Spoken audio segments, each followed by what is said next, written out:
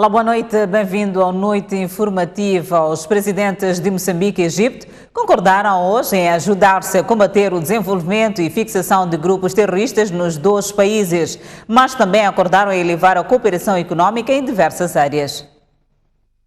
Ao fim da manhã, o presidente da República, Filipe Nyusi, foi recebido pelo seu homólogo e anfitrião do Egito, Abdel Fattah el-Sisi, depois dos dois terem participado na abertura do CAN 2019 na noite de sexta-feira. No Palácio Presidencial Egípcio, houve a cerimônia oficial de recepção, que incluiu a entoação dos hinos nacionais dos dois países.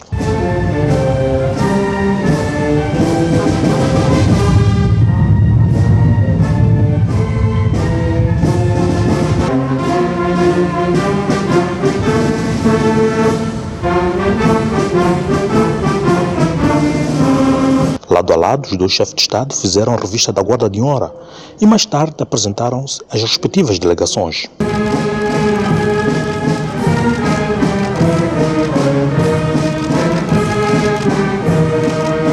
Seguiu-se a reunião tete-a-tete, ou seja, apenas entre os dois presidentes, que durou mais de 1h30. E depois reuniram-se com as respectivas delegações. No final, foi feita a assinatura de acordos de cooperação. Os dois governantes falaram à imprensa sobre os entendimentos alcançados e a questão de segurança foi tema central. A nível de segurança do nosso país, partilhamos que no nosso país despontam novos tipos de crime protagonizados por grupos de malfeitores ainda mascarados que assassinam, destroem habitações e pilham bens das populações em alguns distritos da província de Cabo Delgado, no norte do país. E o Egito quer trabalhar junto com o nosso país para combater o extremismo. Concordamos a colaborar entre nós no sentido de combater ao terrorismo e extremismo, como perturbar e interromper o desenvolvimento de grupos terroristas nos nossos países.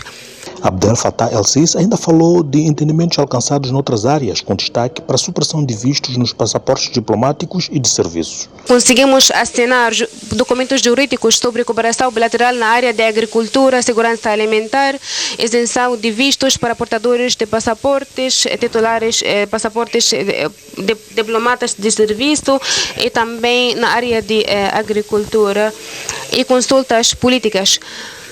Outras áreas deverão ainda merecer destaque na cooperação bilateral. Criamos bases fortes para a cooperação nos setores de educação, saúde, cultura e turismo, transportes e comunicações, pescas, proteção e segurança pública, desporto, promoção de parcerias empresariais, ao abrigo do Acordo Geral de Cooperação, assinado em 1985, e o Acordo Geral de Cooperação Econômica e Técnica.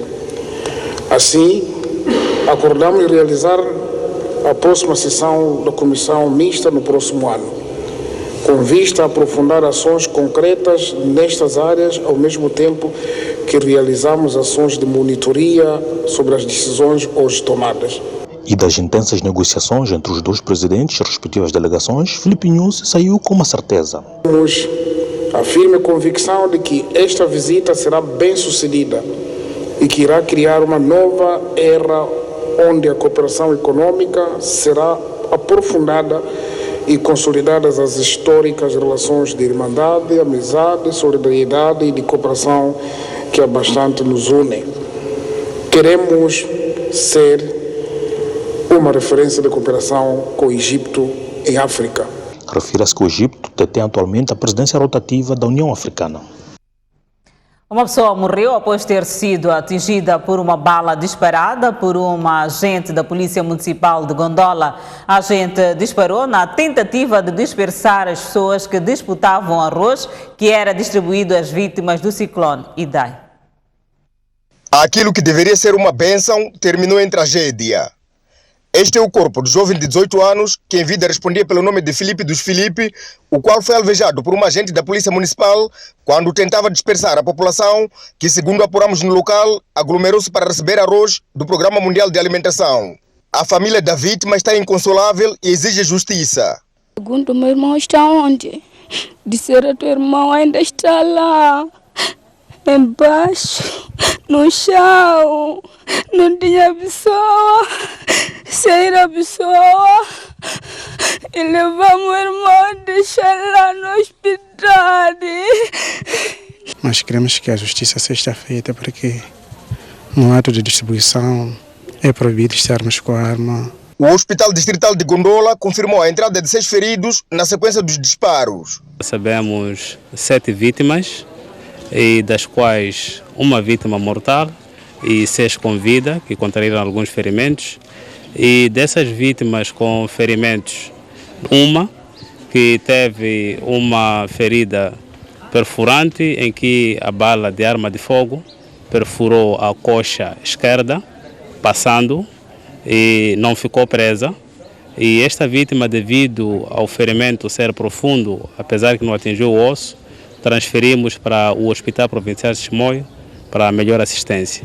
E também temos uma outra vítima que a bala raspou-lhe a nádega esquerda e também não ficou presa, mas devido à profundeza do seu ferimento, achamos melhor internar aqui ao nível do Hospital Distrital de Gondola. Esta mulher é uma das vítimas e diz que já está em franca recuperação. Agora estou bom. Sou ferida.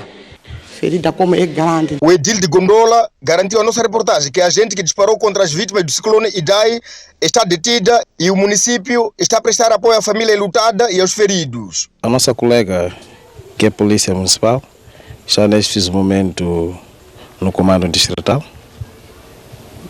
Ela esteve em missão de trabalho, embora houve esses transtornos por várias ordens. O que temos a dizer é que nos próximos tempos iremos ver aquilo que será o trabalho feito para ela, mas neste momento estamos mesmo com atenções viradas para apoiarmos as famílias que foram vítimas deste.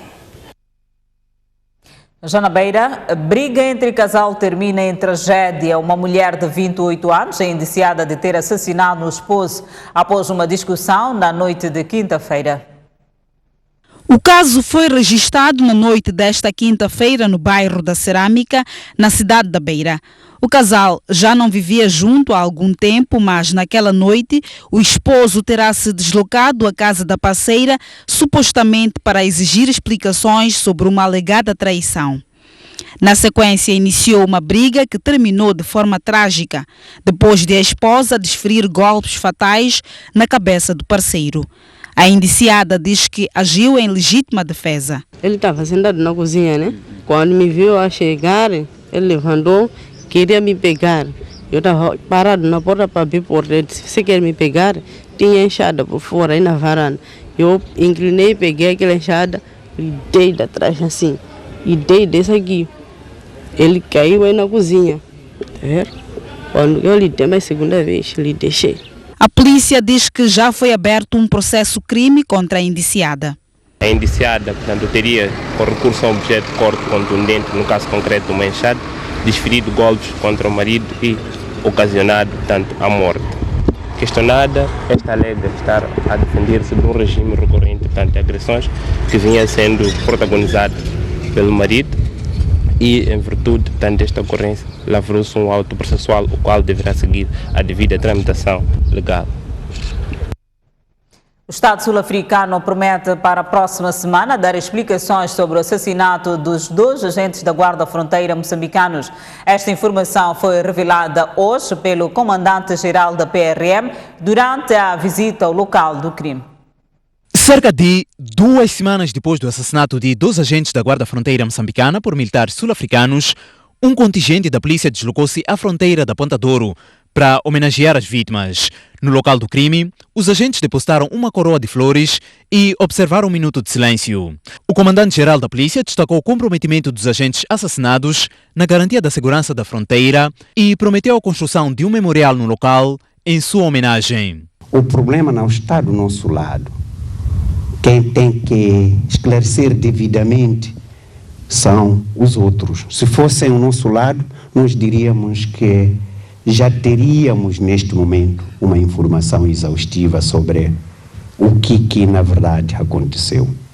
Então esperemos pela parte sul-africana esta semana que vamos iniciar, se eles estiverem prontos para nos comunicar o que aconteceu, Nós estamos prontos para ouvir e ouvir depois, comunicar aos moçambicanos o que aconteceu com seus filhos. Bernardino Rafael dirigiu uma parada policial e encorajou os agentes afetos à fronteira da Ponta Douro a não se intimidarem com o sucedido.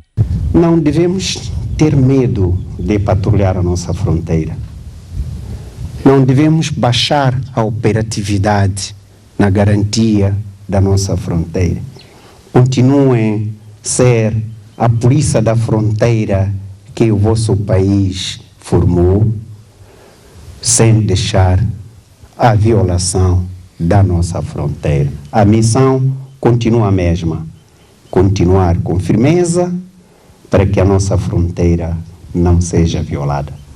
Depois da visita à Ponta de Ouro, o comandante-geral da PRM deslocou-se a Bela Vista, que dista cerca de 48 quilômetros, onde orientou um comício. Na ocasião, Bernardino Rafael defendeu a necessidade de reforço da cooperação entre a comunidade e os agentes da PRM.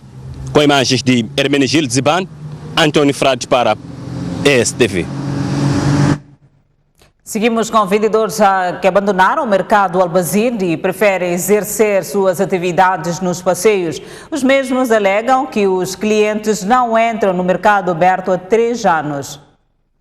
Construído em 2016, no âmbito do orçamento participativo, com bancas, alpendres, escritórios e sanitários, o mercado Albazine no Distrito Municipal Cambuquana está num estado de total abandono. Segundo as vendedeiras que chegaram a exercer atividade por um período de 6 meses, um muro de mais de 3 metros de comprimento dificulta a visibilidade aos clientes. Porque tem farmácia, tem salão, então o mercado está lá atrás. Dona Julieta, vende o que aqui? Nhangane, tseque, macofo. E isto por que não vende dentro do mercado? É porque não entra a pessoa lá. Ana Matinho, uma das comerciantes mais antigas, contou à STV que o mercado já existia, mesmo antes da construção da atual infraestrutura. Tinha movimento e era maior. Venderam isso aqui. Quem que pode ficar aí naquele funil aí? Até há umas coisas que fizeram aí para as pessoas não entrarem aí comprar coisas. Que coisas são essas? Droga deles. Eu vi com os meus olhos.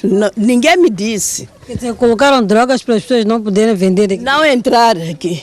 O argumento dos comerciantes é refutado pelo secretário do bairro, João Magaia. Segundo este, o mercado que custou aos cofres do município 5 milhões de meticais foi construído a pedido dos próprios vendedores.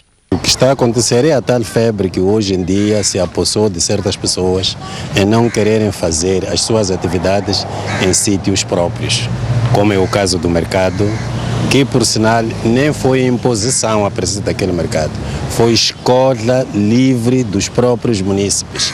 Para o secretário do bairro e os moradores, a solução do problema deve envolver os compradores. Eu acho que elas deviam voltar para o mercado para que os clientes possam entrar lá no mercado, fazer as suas compras e não ficarem aqui fora. Neste momento decorre um trabalho de sensibilização dos vendedores para saírem dos passeios. Caso a mensagem não seja acatada, seguir-se-á a retirada coerciva. Moradores do bairro Moelé 3, no município de Inhambane, fazem cobranças das promessas feitas pelo edil local. Os municípios exigem a eletrificação do bairro, água potável e vias de acesso.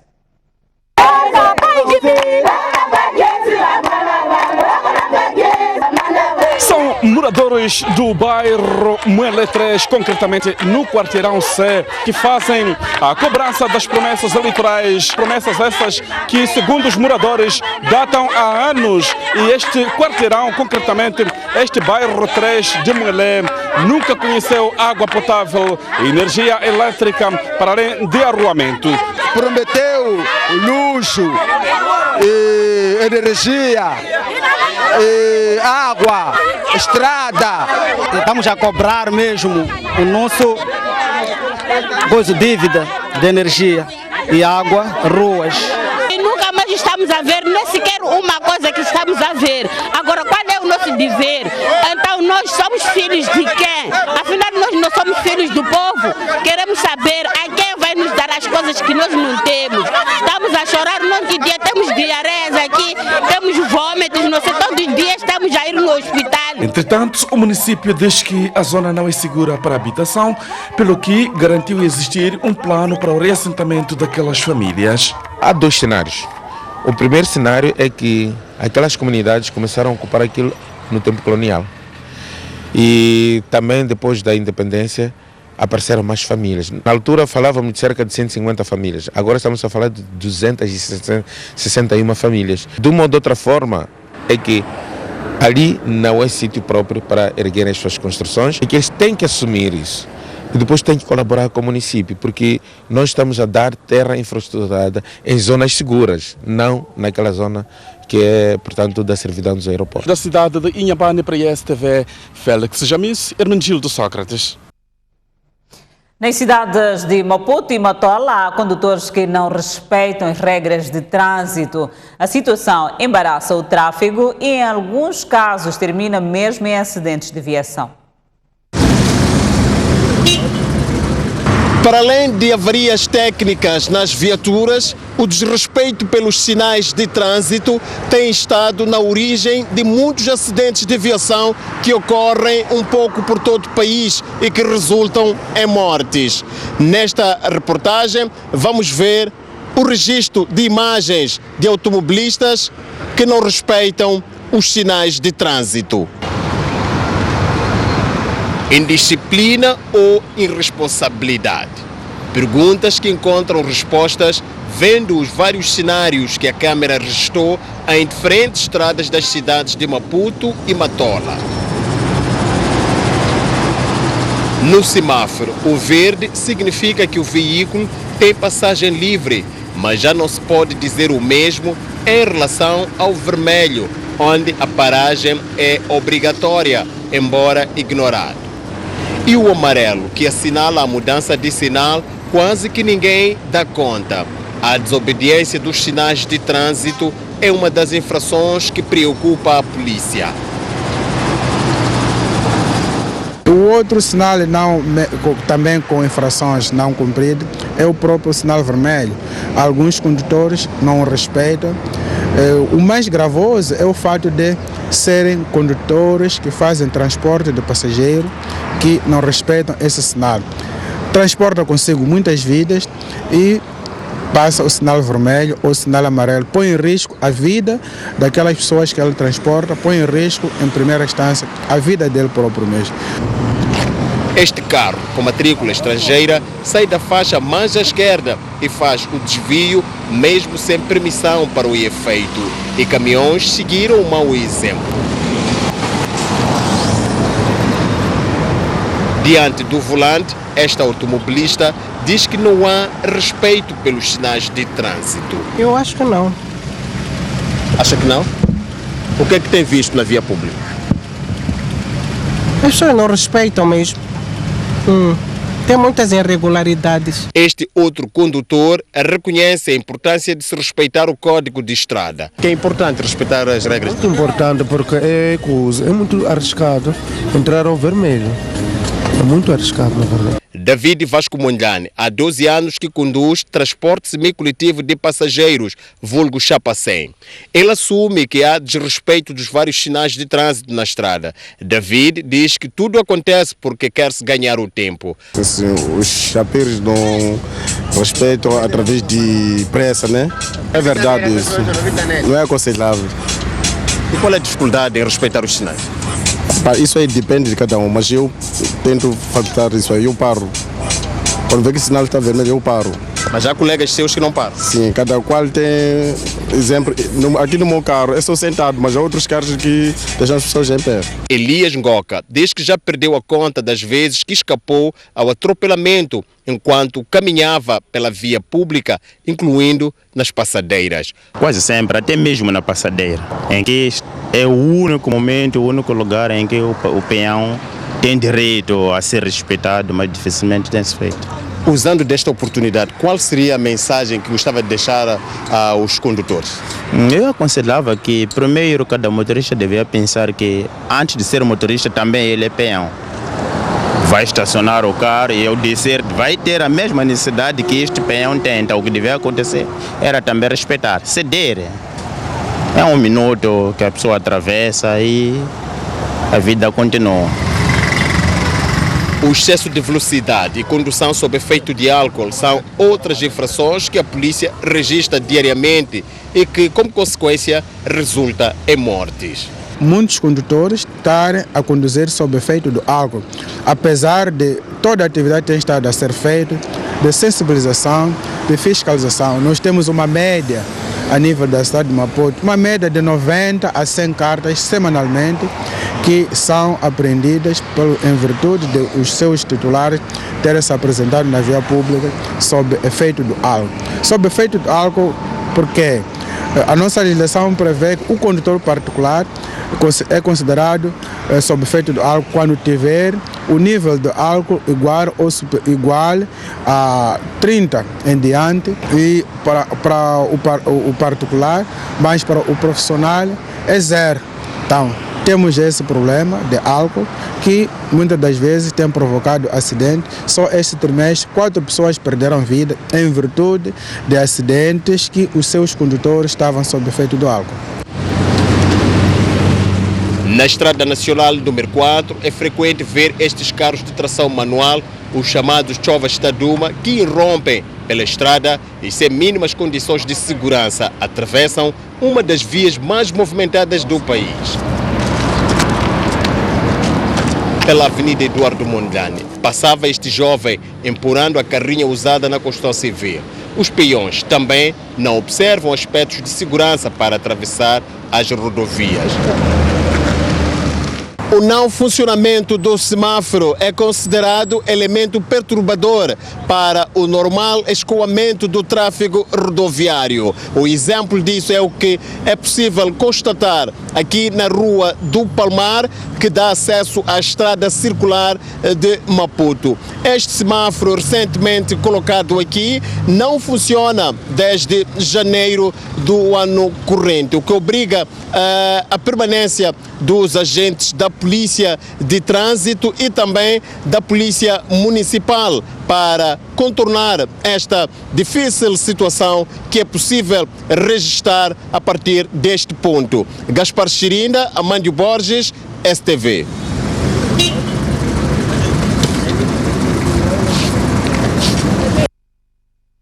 Com estes flagrantes no trânsito, seguimos com mais notícias. Celebrou-se ontem o Dia Mundial da Função Pública.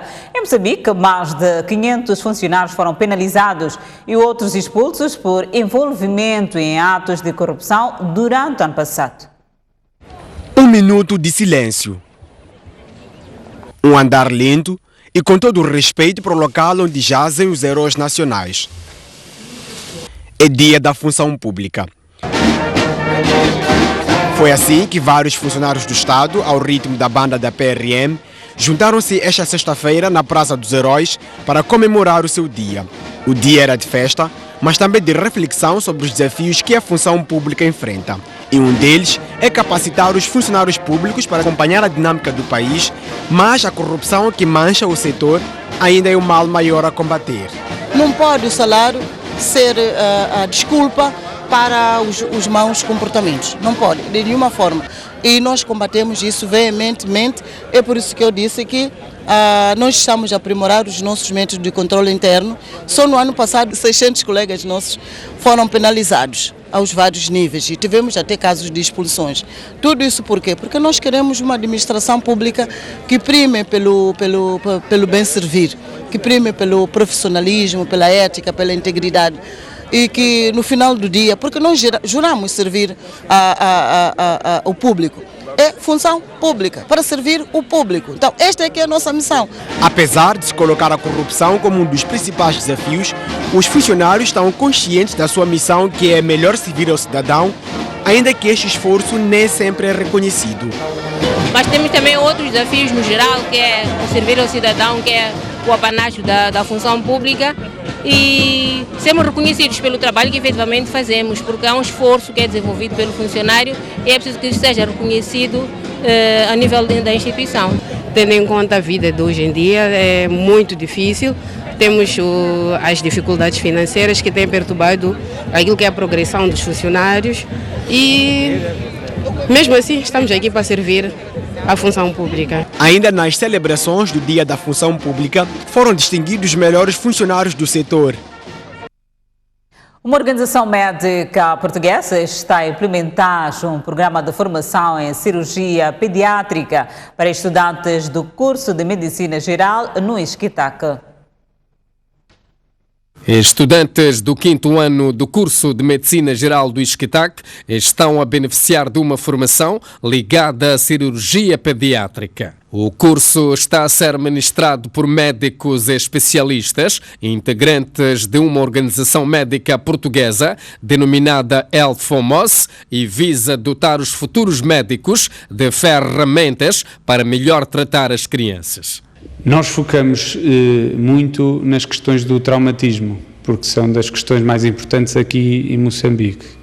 E também em doenças do recém-nascido, malformações com que aparecem as crianças, e depois numa área mais de infecções, abscessos, suturas de feridas, coisas de urgência no fundo que possam aparecer aos colegas que vão estar longe dos hospitais centrais. Mediante uma avaliação, será atribuído certificado de frequência aos participantes com bom aproveitamento.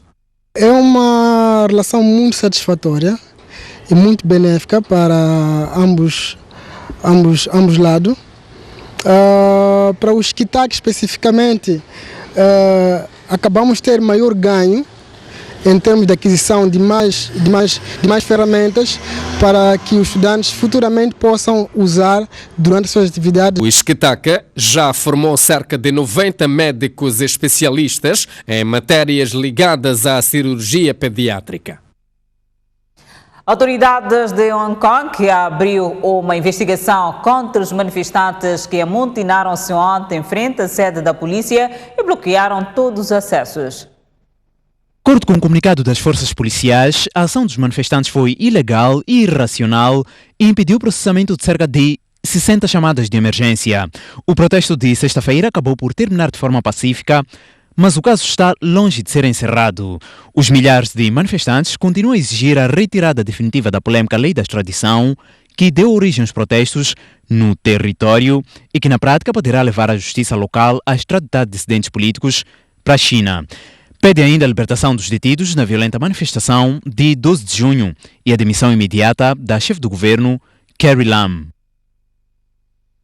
Este partido vencedor das eleições guinenses de 10 de março vai manter o nome respectivo líder Domingos Simões Pereira para o cargo de primeiro-ministro. Trata-se de uma proposta que já foi rejeitada pelo chefe de Estado guinense.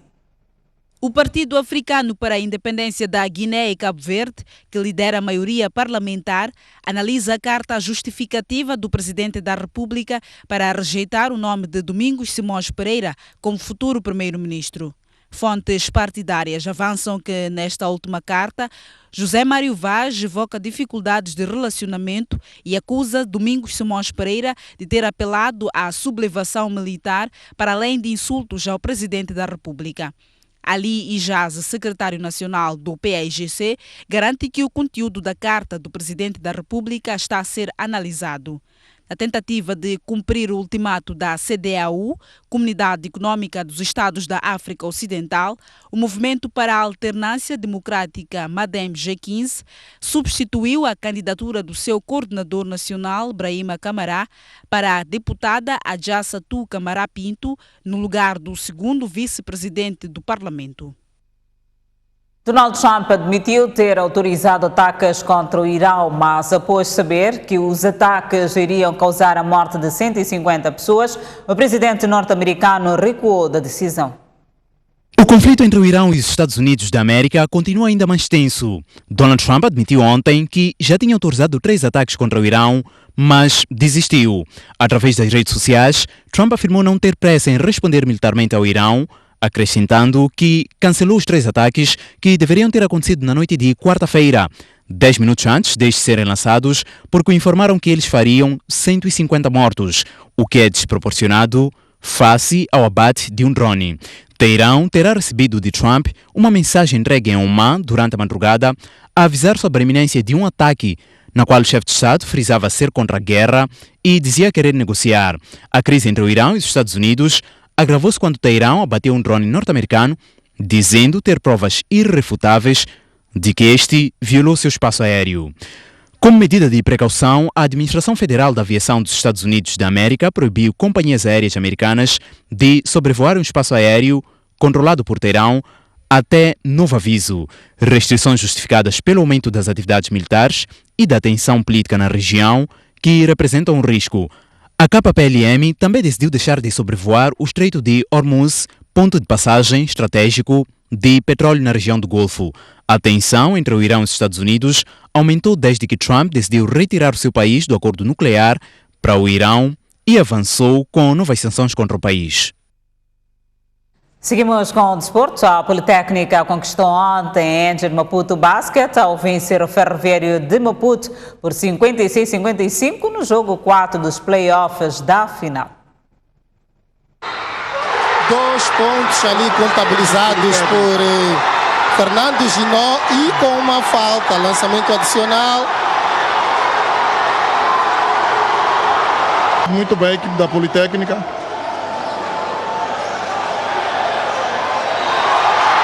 Final desta partida, a Politécnica faz história! Qual Toronto Raptors, a Politécnica quebrou a hegemonia do Ferroviário de Maputo, tetracampeão da cidade. Banho de champanhe na Catedral, a contrastar com o desalento de quem partiu para a final como seríssimo candidato. Num primeiro quarto fraco, em termos de pontuação, a equipa de José Macuacua liderou com parcial de 8-6. No segundo quarto, equilibrado, Ferroviário de Maputo passou para uma defesa, a zona 2-3, condicionando os ataques do seu adversário. Ainda assim, a Politécnica foi ao intervalo a vencer por 23-16. O terceiro quarto foi equilibradíssimo, com as duas equipas a andarem com diferenças de 3 a 4 pontos. Os campeões nacionais já estiveram melhor no jogo exterior, mas universitários saíram desta etapa com vantagem de ponto 36-35. O quarto foi igualmente equilibrado, com o Ferroviário de Maputo a conseguir uma vantagem de 4 pontos.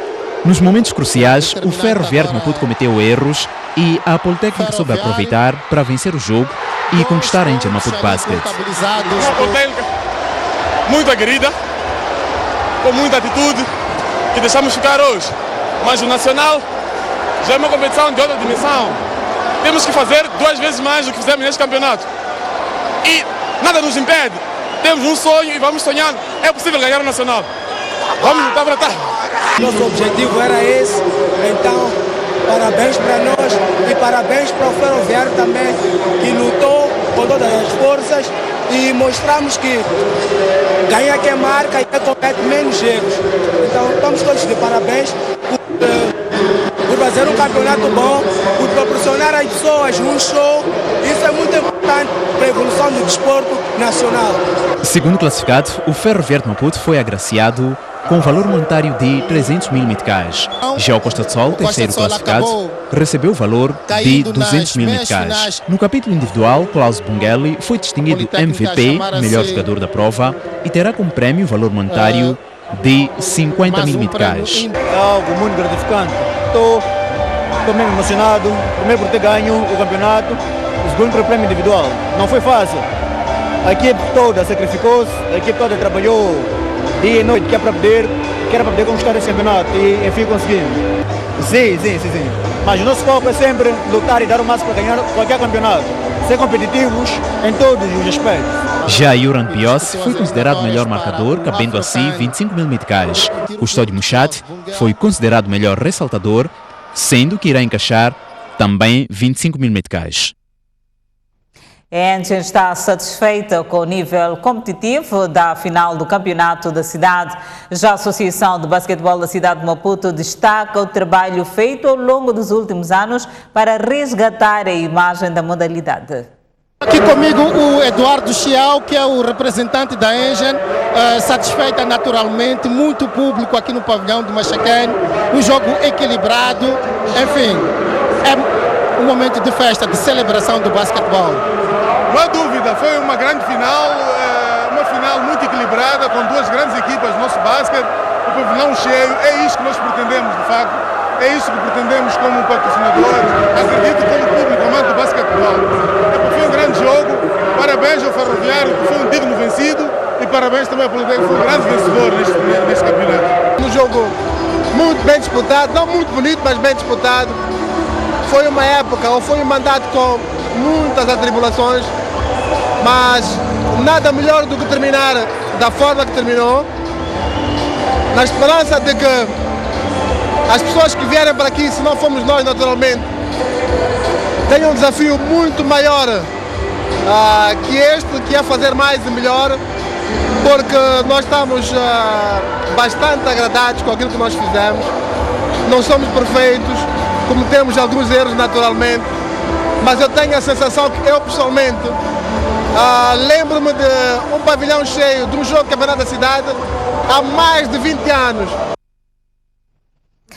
Perto de 100 crianças de diversos bairros, escolas e clubes da cidade de Maputo aprenderam hoje como circular de forma segura nas estradas.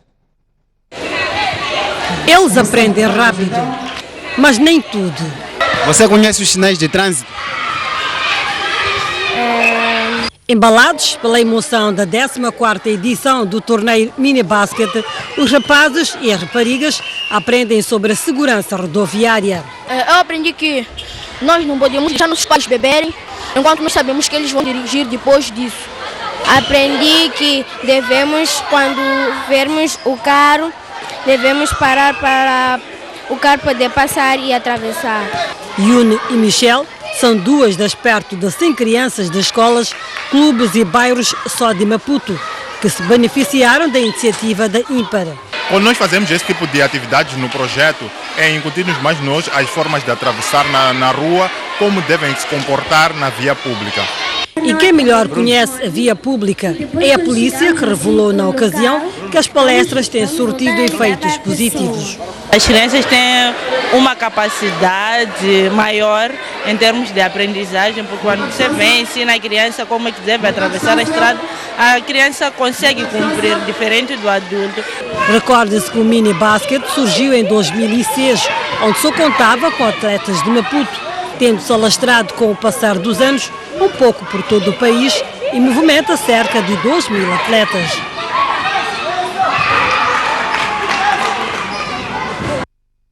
Espreitamos o Moçambola 2019. O Machaquén goleou hoje o Ferroviário de Nampula por 4-1 em jogo da 7ª jornada. Um grande espetáculo, partida esta que conta. Tratava-se do encontro entre duas equipas em condições distintas. Por um lado, o Ferroviário de Nampula, com jogadores com larga experiência, como são os casos de Josimar, Helder Pelembe e Imo, só para citar alguns exemplos. Por outro lado, o Machaquén de miúdos. Atrevidos que são os rapazes de Amid e Tarmamat, chegaram ao golo aos 19 minutos, por intermédio de Domingos, que disparou um míssil que deixou a Cássio incrédulo. Fora de jogo, alguma passividade também por parte dos defesas da formação do Ferroviário de Nampula. Aos 21 minutos, surge a resposta dos forasteiros, mas Betinho não teve jeitinho e o seu remate saiu desenquadrado. Ainda pelo Ferroviário de Nampula, Vivaldo, com alguma vivacidade, esteve muito perto do golo, mas Yang negou com esta defesa categórica. Aos 34 minutos, o Machaquén chegou a introduzir a bola na baliza locomotiva, mas o árbitro considerou que antes havia sido cometida uma falta ofensiva. Já tinha sido assinalada a falta porque é a invalidade deste jogo. À passagem do minuto 39, Vivaldo pelo Ferroviário de Nampula voltou a tentar a sorte, mas Yang mostrou-se atento entre os postes. Com o placar a indicar 1-0 a favor dos tricolores, foi-se ao intervalo. No reatamento, no lance inofensivo, o Machaquén conseguiu o segundo golo.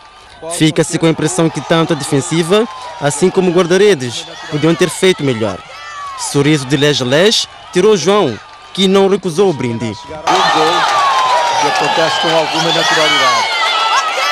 Os visitantes estiveram perto de marcar, neste lance em que Yang mostrou a sua grandeza. Os locomotivas de Nampula reivindicaram um penalti nesta jogada, mas o árbitro assim não entendeu. Motivo também para debate nos próximos programas da STV. Vivaldo era um dos jogadores mais vivos e inconformados do lado de locomotivas. E o jogador só teve que usar a cabeça para reduzir a desvantagem. Quando se esperava que o empate era um resultado possível, Tomás veio do banco para contrariar as pretensões do adversário, fazendo o 3-1. Ainda houve espaço para os adeptos recordar as maravilhas de Messi. Sim, aquele argentino, com este golo do pequeno Chiraci. Tudo agora muito fácil para o Machaquene. Com o 4-1 a favor do Machaquene, terminou a partida. Foi uma vitória gorda, saborosa, e hoje finalmente marcamos golos. Já há 4 jogos que eu peguei na equipa, produzíamos muito caudal ofensivo, mas não conseguíamos marcar gol. Hoje, infelizmente, marcamos. Estou muito satisfeito com a atitude da equipa. Golos todos eles frios, mais consentidos do nosso lado. Tenho que dar os parabéns ao Machaquene, porque o Machaquene não tem culpa dos erros que a gente cometeu. Fê-lo por merecer. Muita intensidade, muita dinâmica que tem jogadores com essa qualidade. Mas não foi por aí. Foi exatamente por nós não estarmos com a concentração no lugar. O Desportivo de Maputo somou ontem a sua segunda vitória no campeonato ao vencer o Costa do Sol por 2-1 no jogo de destaque da 7ª jornada de Moçambola. Que quererá sem dúvida bater o pé, o líder. Jogo grande de destaque da jornada, muito nervosismo nos instantes iniciais. Inspirado entrou Ahmed, que antes do arranque do jogo recebeu um cheque de 10 mil meticais e brindes por ter sido eleito o melhor jogador da 4ª jornada. Aos 8 minutos, o jogador quis agradecer o público, mas seu cabeceamento saiu ao lado da baliza de Vitor. Ahmed continuou a ver quieto e no minuto seguinte efetuou este remate que embateu no adversário e por pouco enganava Vitor.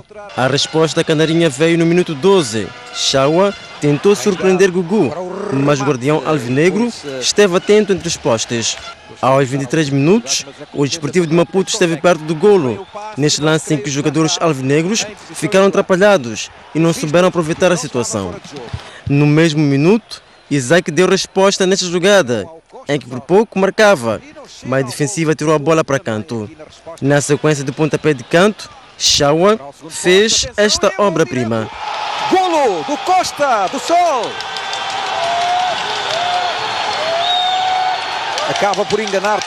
Aos 29 minutos, o Desportivo de Maputo teve tudo, menos sorte, para marcar e igualar o marcador. Ao minuto 34, os alvinegros pediram penalti nessa jogada em que Flávio foi tocado na grande área, mas o árbitro Paulo Antônio nada considerou. Com o marcador a indicar 1-0 a favor do Costa do Sol, terminou a primeira parte. Na segunda metade do jogo, o Costa do Sol foi a primeira equipa a causar perigo nesta jogada, mas já havia indicação de uma irregularidade. Depois foi a vez de Zinho pelo Desportivo tentar a sorte, mas seu remate saiu ao lado da baliza de Vitor. Estavam inconformados alvinegros, que chegaram à igualdade por intermédio do suspeito do costume. Ahmed, sem contemplações, desferiu um forte remate, que só foi dormir na baliza canarinha. É o golo do Desportivo. Na resposta, o Desportivo chega ao golo. Aos 56 minutos, os canarinhos sofreram a primeira contrariedade, com a lesão de Vitor neste lance. No minuto 64, faltou sorte a Mafaite, que viu seu remate beijar na trave. Estava bem o Desportivo de Maputo, que reivindicou uma grande penalidade nesta jogada, mas o árbitro assinalou livre. Chamado a cobrar, Mafaite foi certeiro. É o golo! É o golo do Desportivo! Já nos minutos de compensação, o Desportivo ainda beneficiou de uma grande penalidade, a castigar-se a entrada de Wilson. Chamado a cobrar, Ahmed não conseguiu bater Wilson. Com o placar a indicar 2-1 a favor do Desportivo de Maputo, terminou o jogo. Bom, eu hoje nem quero sequer fazer comentários à partida, senão apenas dizer que foi um jogo de altíssima qualidade da nossa parte, que é, na verdade, isto é o corolário do que temos andado a fazer desde o princípio, embora muitas pessoas tenham subestimado a nossa capacidade desde o princípio também. E só, sinceramente, só queria dizer isto e deixar os comentários deste jogo ao critério dos comentaristas da STV. Não lhes reconheço idoneidade técnica nem científica para fazer os comentários, mas vou deixar para eles os comentários desta partida. O adversário esteve melhor que nós, mereceu vencer, e quando assim é, não podemos estar chateados connosco. Não conseguimos implementar o nosso futebol, estamos a passar uma fase de alguma intranquilidade, mas isso são fases que passam e estamos tranquilos nisso, estamos conscientes daquilo que é o nosso trabalho e as coisas irão correr de forma natural para a frente. Adeptos alvinegros consideram que a vitória diante do Costa de Sol abre uma nova etapa para a equipa nesta temporada. Já os adeptos canarinhos disseram que a derrota não irá desmotivar a equipa de sonhar com o título. O Desportivo está de volta, que se cuide, pois estamos a vir. Atenção! O Desportivo é maior! Já acertamos a máquina. A máquina está a carburar a 100%. Por isso, a partir de agora, que se cuidem! Muita felicidade, nós estamos já o Desportivo, estamos a mostrar todo o povo moçambicano, o Desportivo é isto, o Desportivo é isso, o Desportivo é alegria, alegria, alegria. Acho que o Desportivo já começou a colher o que está plantando desde a primeira até a sexta jornada. Agora estamos na sétima jornada, conseguimos 3 pontos com o adversário direto. Então vamos lá ver, espero um Desportivo para sempre. O resto, não vou andar a culpar o treinador, o próprio jogador. O jogo é sempre assim. Vem de uma derrota, Taça de Moçambique, agora no campeonato. É normal isso aí, é normal. Só que bom, lembrando nós quando sai de casa, vai assistir o jogo, sempre a gente contamos que devemos ter o que? Vitória, tá vendo? Depois chega um tempo, porrada, tá vendo? O que falhou, o árbitro foi mal no jogo, não apitou como deve ser. Mas o Desportivo entrou bem, deu mérito o Desportivo. Estão todos juntos. Eu não acredito que aquela que estava no campo contra o Costa do Sol estava a favor quer dizer, estavam a defender as equipas, estavam exatamente a defender o Desportivo. Por causa da liderança no topo. Estava aí o Ferroviário, estava o Machacano, estava o Xingal, estava o DS, estava a Ferroviário da Beira, estavam todos representados, todos a jogar contra a Costa do Sol. Seguimos com a página cultural. 5.000 pessoas participaram no primeiro casting realizado ontem na província de Maputo. Euforia neste concurso de descobertas de talentos. Tânia. Em 2 dias de casting, 5.000 espectadores estiveram a apoiar a futura turma Tudo Bom, entre alunos e professores. Ainda assim, as estrelas desta fase inicial do concurso não foi o público, mas os potenciais cantores, bailarinos, atores, poetas e académicos, e fizeram por merecer. Mudar porque eu estava a ver bem, quando vinha água tudo para que me veja bem. Em 5 horas consecutivas de casting na representação, reinaram os donos da festa, dupla de alunos da Escola Secundária da Matola. Os miúdos surpreenderam bem a imagem do único concorrente apurado na poesia, Egídio Inhacengo. Sendo um sinal de vida ao meu redor, cai sobre o meu rosto, cai sobre minha bela face, as lágrimas de solidão sobre meu coração. Os versos, nesta fase o júri ficou ainda encantado pela dupla de pequenos artistas Leonel e Roberto, também da Escola Secundária da Matola.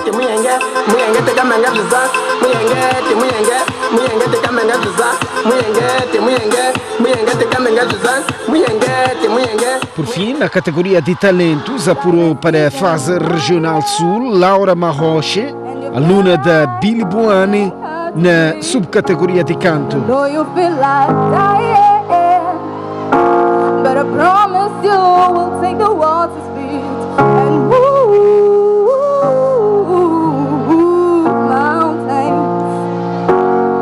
Quanto às Olimpíadas Académicas, vai representar Maputo Província, a Escola Secundária da Machava Sede, graças ao excelente desempenho das colegas Angélica Manjate e Chelsea Elisa, que acertaram todas as perguntas que lhes foram feitas. O casting para a 8ª edição do Vodacom Turma Tudo Bom continua, mas na província de Maputo já está.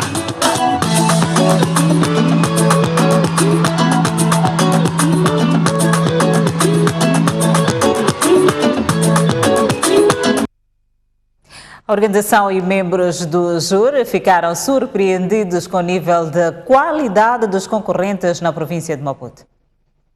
Então, baby, chega, De tanto drama eu sei que tu também sentes a minha falta. Em 2 dias de casting do Vodacom Turma Tudo Bom, os espectadores cumpriram a missão de apoiar os concorrentes, mas o que surpreendeu a organização e os membros do júri foi mesmo a qualidade do trabalho apresentado pelos alunos.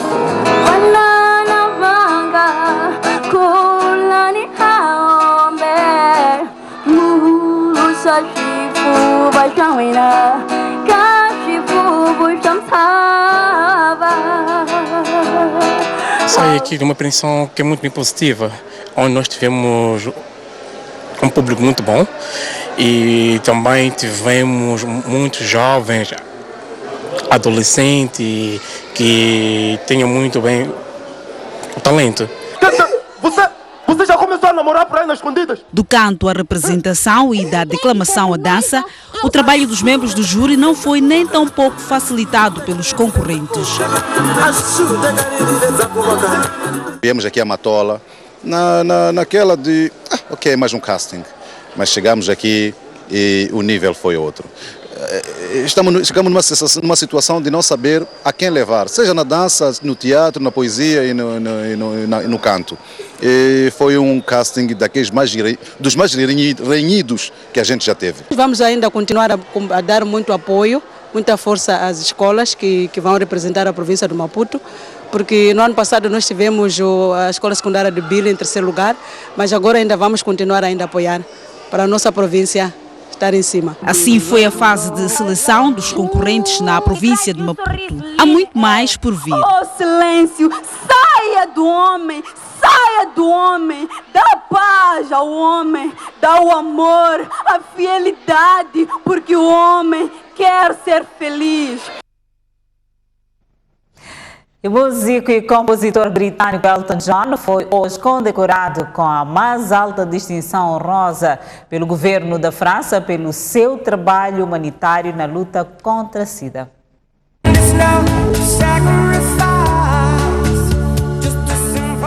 O autor do sucesso Sacrifice foi este sábado condecorado com a mais alta distinção do Estado francês. Depois de reunir com Emmanuel Macron, presidente de França, o músico foi distinguido com a Legião de Honra pelo trabalho humanitário que tem desenvolvido ao longo de décadas.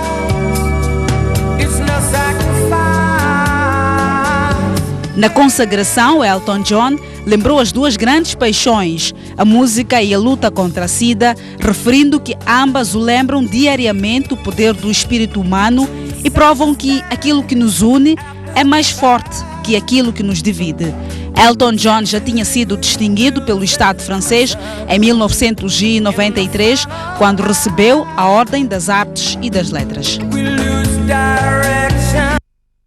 Elton John a fechar a noite informativa de hoje. Obrigada pela atenção dispensada. Encontro marcado numa próxima oportunidade. Boa noite.